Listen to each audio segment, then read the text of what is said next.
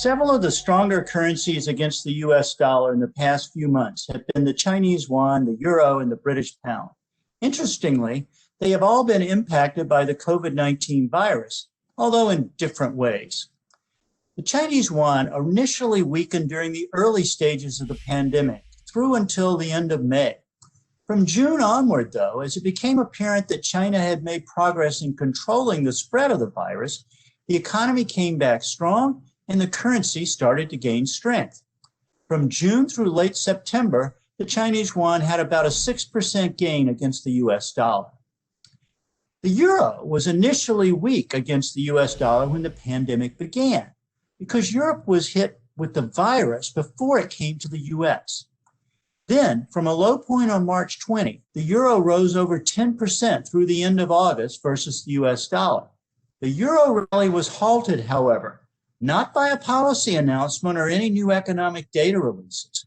What halted the euro's rise was the growing evidence of a second wave of the virus taking hold in Spain and France, among other countries. And this was expected to negatively impact the economic rebound. Like the euro, Chinese yuan, and most currencies relative to the US dollar, the British pound was also initially weak, reaching its low point in the second half of March. The pound's rally during the summer eclipsed that of the euro, but was capped in mid-August. In the case of the pound, there were two reasons for the rally's halt. As with the euro, a second wave of the virus started to appear in the UK and dampened the economic outlook. Also, however, Brexit politics turned more controversial, and the outlook for a negotiated exit deal with Europe became more cloudy. While fundamentals still matter, the bottom line is that the virus is still impacting FX markets, depending on whether the virus is coming or going.